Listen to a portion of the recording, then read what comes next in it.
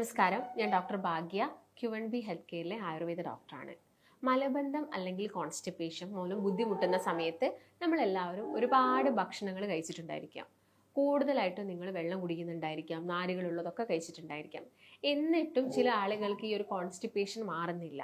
പിന്നീട് അത് പൈൽസ് ആയിട്ട് മാറുന്നു.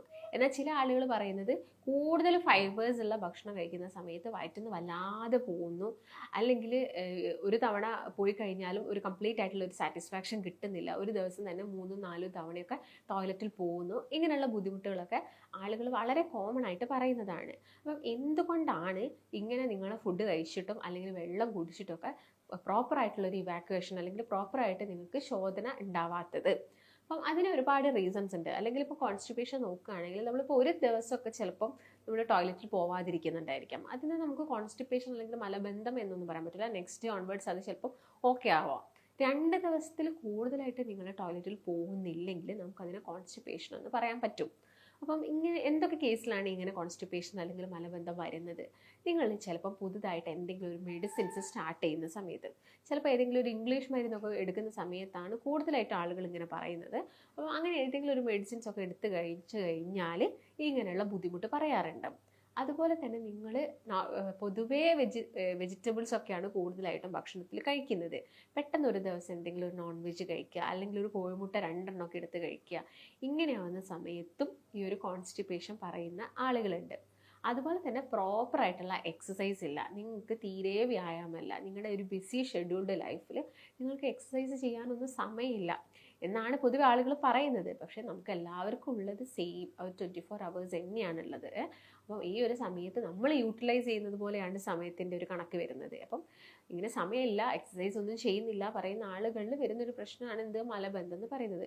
പിന്നെ കണ്ടിന്യൂസ് ആയിട്ട് ഇങ്ങനെ ഇരുന്ന് ജോലി ചെയ്യുന്ന ആളുകളുണ്ട്, അല്ലെങ്കിൽ കുറച്ച് വെയിറ്റ് കൂടിയ ആളുകളിലും കോൺസ്റ്റിപ്പേഷൻ വരാറുണ്ട്. അതുപോലെ തന്നെ പൈൽസിൻ്റെ ഇഷ്യൂസൊക്കെ അവർ പൊതുവെ കോമൺ ആയിട്ട് പറയുന്ന കാര്യങ്ങളാണ്. അതുപോലെ തന്നെ ഞാൻ നേരത്തെ പറഞ്ഞ പോലെ തന്നെ ഫൈബേഴ്സ് ഒട്ടും തന്നെ കഴിക്കാത്ത ആളുകൾ, ചില ആളുകളിൽ ഫൈബേഴ്സ് കഴിച്ചാൽ, നാരുകൾ കഴിച്ചു കഴിഞ്ഞാൽ എന്ത് വരും, നല്ല ലൂസ് മോഷൻ വരും, അല്ലെങ്കിൽ ഒരു 3-4 തവണ ലൂസ് മോഷൻ, അല്ലെങ്കിൽ കൂടുതലായിട്ട് ടെൻഷൻ അടിക്കുന്ന ആളുകളിൽ, കൂടുതൽ കാലം സ്ട്രെസ്സും കാര്യങ്ങളൊക്കെ വരുന്ന ആളുകളിലും ഈ നേരത്തെ പറഞ്ഞ പോലെ തന്നെ വയറ്റിന്ന് വല്ലാണ്ട് അങ്ങ് പോവും. ചില ആളുകളോട് പറയാറുണ്ട്, നിങ്ങളൊരു ചെറുപഴം കഴിച്ചാൽ നിങ്ങളുടെ വയറൊക്കെ ഒന്ന് കുറച്ചും കൂടി ഓക്കെ ആവും, അപ്പോൾ നിങ്ങൾ ചെറുപഴമൊക്കെ ഒന്ന് കഴിച്ച് നോക്കുമെന്ന് പറയും. എന്നാൽ ചില ആളുകൾക്ക് ഈ ചെറുപഴം പറ്റുന്നില്ല, ചെറുപഴം കഴിക്കുമ്പോഴേക്കും അവർക്ക് ലൂസ് മോഷനാണ് വരുന്നത്. ഇങ്ങനെയുള്ള 2 തരം ആളുകളെ നമുക്ക് കാണാൻ വേണ്ടിയിട്ട് സാധിക്കും.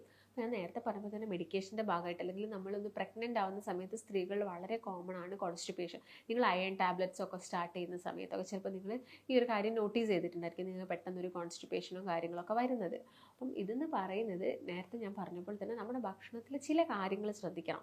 നിങ്ങളിപ്പോൾ ഫൈബേഴ്സ് എടുക്കുന്നുണ്ടെങ്കിലും നിങ്ങൾക്ക് പ്രോപ്പറായിട്ടുള്ള എക്സസൈസും കാര്യങ്ങളും ഇല്ലെങ്കിൽ നിങ്ങൾക്ക് മലബന്ധം വരാനുള്ള ചാൻസസ് കൂടുതലാണ്. അതുപോലെ തന്നെ നിങ്ങൾ നന്നായിട്ട് വെള്ളം കുടിക്കുന്നില്ലെങ്കിലും നിങ്ങൾക്ക് ഈ പറഞ്ഞ മലബന്ധം വരാനുള്ള ചാൻസസ് കൂടുതലാണ്. അതിൽ തന്നെ ഈ ഫൈബേഴ്സ് തന്നെ നമുക്ക് സോല്യൂബിളും ഇൻസോല്യൂബിൾ ഫൈബേഴ്സ് ഉണ്ട്. അപ്പം നമ്മുടെ ബോഡിക്ക് അനുയോജ്യമായിട്ടുള്ള നാരുകൾ നമ്മൾ മനസ്സിലാക്കണം. ചില ഫൈബേഴ്സ് കഴിക്കുന്ന സമയത്ത് ലൂസ് മോഷൻ വരാനുള്ള കാരണം ഇതാണ്. അതുപോലെ തന്നെ നിങ്ങളെ ഫുഡിൽ നിങ്ങൾ പ്രോപ്പറായിട്ട് പ്രോബയോട്ടിക്സ് ഒന്നും ഉൾപ്പെടുത്തുന്നില്ല. ഇപ്പോൾ തൈര്, മോരും ഒക്കെ എല്ലാ ദിവസവും കഴിക്കാൻ പറ്റുമോ ഡോക്ടറെ ചോദിക്കുന്ന ആളുകളുണ്ട്. നിങ്ങൾ എല്ലാ ദിവസവും ഇത് ഉൾപ്പെടുത്തണം. തൈരിനും മോരിനും ഈ മലബന്ധം മാറ്റാനുള്ള കഴിവ് മാത്രമല്ല, ഒരുപാട് അസുഖങ്ങളെ കൺട്രോൾ ചെയ്യാനുള്ളൊരു കഴിവ് ഈ ഒരു പ്രോബയോട്ടിക്സിനുണ്ട്. ഇപ്പോൾ പ്രോബയോട്ടിക്സ് പോലെ തന്നെ ഇമ്പോർട്ടൻസ് ആണ് എന്ത്, ഫ്രീ ഫൈബേഴ്സിനുള്ളത്. നല്ല ഫൈബേഴ്സ്, നല്ല നാരുകൾ നമ്മുടെ ശരീരത്തിലൂടെ എത്തണം. അതായത് ഇപ്പം ഈ വാഴത്തട്ട, വാഴപ്പിണ്ടി നന്നായിട്ട് കഴിക്കുന്നത്, അതുപോലെ തന്നെ ബീൻസിലൊക്കെ ഫൈബേഴ്സ് കൂടുതലാണ്.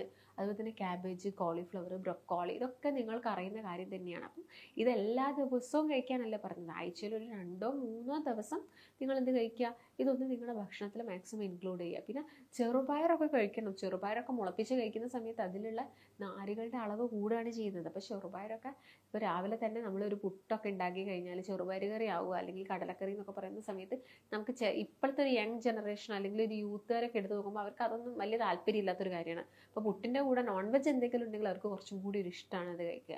അപ്പോൾ അതിന് പകരം ഈ പറയുന്ന വെജ് പ്രോട്ടീൻസും നമ്മുടെ ശരീരത്തിൽ എത്തണം. അതും കൂടെ മാക്സിമം ഇൻക്ലൂഡ് ചെയ്തിട്ടുള്ള ഭക്ഷണങ്ങൾ നിങ്ങൾ കഴിക്കാൻ വേണ്ടിയിട്ട് നോക്കണം. അതുപോലെ തന്നെ ഇപ്പം നിങ്ങൾ കേട്ടിട്ടുണ്ടാകും ചിയാ സീഡ് എന്നൊക്കെ. ഈ ചിയാ സീഡ് അല്ലെങ്കിൽ കസ്കസ് പോലെയുള്ള ഇതൊക്കെ നമ്മുടെ ശരീരത്തിൽ ഒരുപാട് ഗുണങ്ങൾ ചെയ്യുന്നുണ്ട്. നമ്മുടെ ഗട്ടിലൊക്കെ ആണെങ്കിലും ഇത് നമ്മൾ കഴിക്കുന്ന സമയത്ത് ഇത് ശരിക്കും ഒരു ചൂല് പോലെ തന്നെ ആക്ട് ചെയ്യുന്നു. നമ്മുടെ ശരീരത്തിലുള്ള ഈ മാലിന്യങ്ങളൊക്കെ കളയാനും അതുപോലെ തന്നെ ഈ ചെറുകുടൽ വൻകുടലൊക്കെ കുറച്ചും കൂടി ഒരു വാട്ടർ കണ്ടൻറ്റിനെ അവിടെ പിടിച്ചു നിർത്താൻ വേണ്ടിയിട്ട്. ഇപ്പം നമുക്കറിയാം നമ്മുടെ ബോഡിയിലോട്ട് ഈ ഒരു വാട്ടർ അബ്സോർപ്ഷൻ, ഇപ്പം നമ്മൾ പ്രോപ്പറായിട്ട് വെള്ളം കുടിക്കുന്നില്ലെന്ന് കരുതുക. അപ്പോൾ നമ്മൾ കഴിച്ച ഭക്ഷണം ഡൈജഷന് ശേഷം മലാശയത്തിൽ എത്തിക്കഴിഞ്ഞാൽ അല്ലെങ്കിൽ വൻകുടലിൽ എത്തിക്കഴിഞ്ഞാൽ നമ്മുടെ അത് കൂടുതലായിട്ട് അത് ടൈറ്റ് ആവുക. നമ്മൾ വെള്ളം കുടിക്കാതിരിക്കുന്ന സമയത്ത് അത് കൂടുതലായിട്ട് എന്താവും, ടൈറ്റായിട്ട് മാറും. അപ്പം വെള്ളം കുടിക്കുന്നില്ലെങ്കിൽ ഓൾറെഡി ഉള്ള വെള്ളത്തിനെയും കൂടി നമ്മുടെ ശരീരം തന്നെ അബ്സോർബ് ചെയ്യും. അപ്പോൾ ഇത് വീണ്ടും വീണ്ടും എന്താവും, ടൈറ്റ് ആയിക്കൊണ്ടേയിരിക്കും. അതുകൊണ്ടാണ് നമ്മൾ ബാത്റൂം പോകുന്ന സമയത്ത് നമുക്ക് അത്രയും സ്ട്രെയിൻ ചെയ്യേണ്ടി വരുന്നൊരവസ്ഥ. ചില ആളുകൾ പറയാറുണ്ട്, അത്രയും വയറ്റൊന്ന് പോകാത്തതുകൊണ്ട് ഞാൻ എൻ്റെ ഫിംഗേഴ്സ് ഉപയോഗിച്ചു എന്നൊക്കെ ഇങ്ങനെ പറയാറുണ്ട്. കാരണം ഇങ്ങനെയുള്ള കണ്ടീഷൻസ് ഒരുപാട് പേർക്ക് വന്നിട്ടുണ്ട്. അപ്പോൾ നിങ്ങൾ ആ ഡയറ്ററി ചേഞ്ചസ് അല്ലെങ്കിൽ ഡയറ്ററി മാനേജ്മെൻറ്റും കാര്യങ്ങളൊക്കെ ചെയ്യുന്ന സമയത്ത് തന്നെ നമുക്കത് വളരെ ഈസി ആയിട്ട് ക്യൂർ ചെയ്യാൻ പറ്റുന്നതാണ്. ചിലപ്പോൾ ഇനീഷ്യലി നമുക്കുള്ള വേദന അല്ലെങ്കിൽ മലദ്വാരത്തിന് ചുറ്റും വരുന്ന പുകച്ചിൽ കാര്യങ്ങൾ, വയറ്റുന്ന അസ്വസ്ഥത, ഗ്യാസിൻ്റെ പ്രശ്നങ്ങൾ ഒന്നും വയറ്റുന്ന് പോയിട്ടില്ലെങ്കിൽ നമുക്ക് എന്തോരം ബുദ്ധിമുട്ടുകളാണ് വരുന്നത്. തലവേദന, ഉന്മേഷക്കുറവ് വരുന്നു, ഒന്നും കഴിക്കാൻ പറ്റുന്നില്ല. പിന്നെ ആ ഒരു ഒന്ന് മര്യാദയ്ക്ക് പ്രോപ്പറായിട്ട് വയറ്റുന്ന് പോയില്ലെങ്കിൽ നമുക്ക് ആ ദിവസം ഭക്ഷണങ്ങളൊന്നും തന്നെ കഴിക്കാൻ പറ്റുന്നില്ല. ഇങ്ങനെയുള്ള പല ബുദ്ധിമുട്ടുകളുമാണ് ആളുകളിൽ കണ്ടുവരുന്നത്.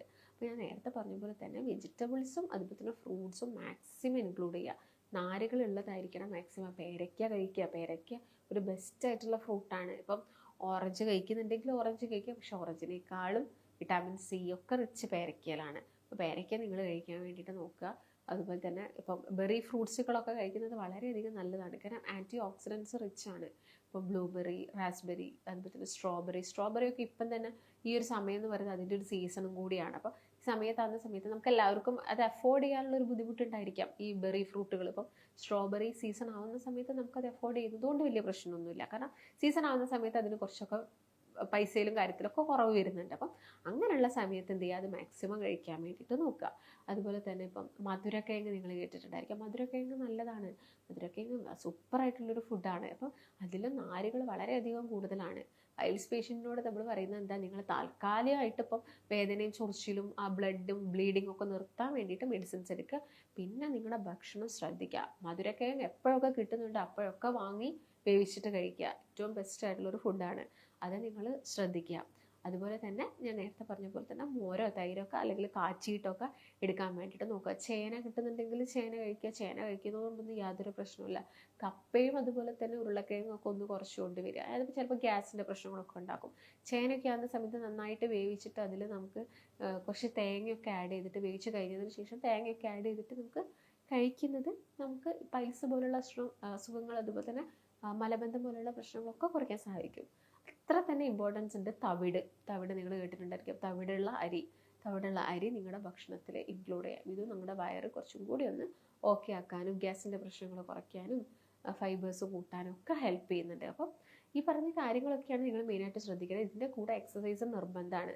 നിങ്ങൾ ഡാൻസ് കളിക്കോ, സൂംബ കളിക്കോ, ഇല്ലെങ്കിൽ നിങ്ങൾ നടക്കാൻ പോവുക. എല്ലാ ദിവസവും കൈയൊക്കെ വീശി നന്നായിട്ട് നടക്കുക. ഇത് മതി. നമുക്ക് ഒരു ദിവസം പ്രോപ്പറായിട്ടുള്ളൊരു മോഷൻ അല്ലെങ്കിൽ കറക്റ്റായിട്ട് ക്ലിയർ ആയിട്ട് നിങ്ങൾക്ക് അതൊന്ന് ഓക്കെ ആയി തോന്നണമെങ്കിൽ ഈ കാര്യങ്ങൾ ശ്രദ്ധിക്കുക തന്നെ വേണം. നട്ട്സ് കഴിക്കുമ്പോൾ അമിതമായിട്ട് നട്ട്സ് കഴിക്കേണ്ട ആവശ്യകതയില്ല. ഓക്കെ, അപ്പോൾ കാഷ്യൂനട്ടൊക്കെ ആണെങ്കിൽ ഒരു 5 എണ്ണം കഴിച്ചാൽ മതി ഒരു ദിവസം. ഒരു ബദാമൊക്കെ ആണെങ്കിൽ ഒരു 8 ബദാം കഴിക്കാം നമുക്കൊരു ദിവസം. വാൾനട്ടൊക്കെ ആണെങ്കിൽ ഒരു 8 ആ ഒരു റേഞ്ചിൽ കഴിക്കാം. 2 നേരമായിട്ട് നമുക്ക് 4 വാൾനട്ട് രാവിലെ 4 വാൾനട്ട് ഈവനിങ്ങും ആ ഒരു രീതിയിൽ നിങ്ങൾക്ക് എന്ത് ചെയ്യുക, വാൾനട്ടൊക്കെ കഴിക്കാവുന്നതാണ്. പിന്നെ മാക്സിമം എന്ത് ചെയ്യുക, വയറ് ടൈറ്റ് ആക്കുന്ന ഈ മൈദ കൊണ്ടുള്ള ഭക്ഷണങ്ങളൊക്കെ ഒന്ന് കുറച്ചുകൊണ്ട് വരിക. പിന്നെ ഈ വായ നമുക്കറിയാലോ, ഈ പച്ചക്കായ എന്നൊക്കെ പറയുന്നത്, അതൊക്കെ നിങ്ങൾ കിട്ടുന്നുണ്ടെങ്കിൽ നന്നായിട്ട് ഒരു പുഴുക്കോ ഒക്കെ ഉണ്ടാക്കിയിട്ട് കഴിക്കുക.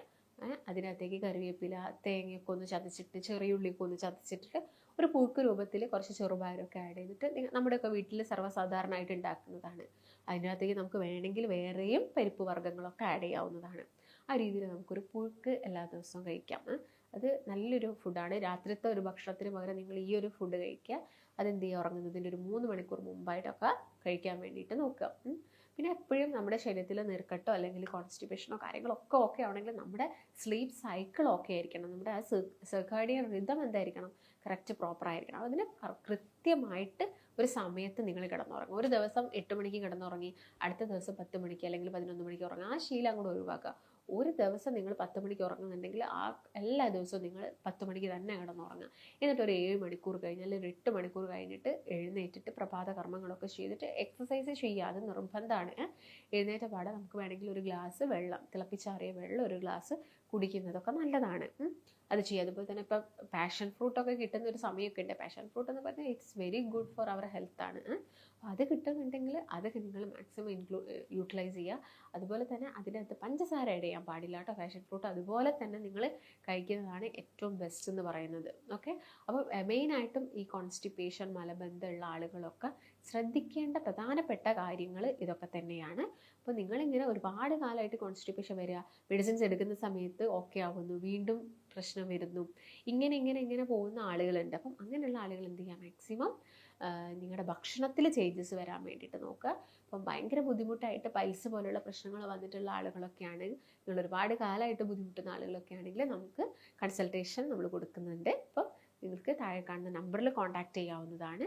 നമുക്ക് മറ്റൊരു നല്ല ഹെൽത്ത് ടോപ്പിക്ക് വെച്ച് വീണ്ടും കാണാം. നന്ദി.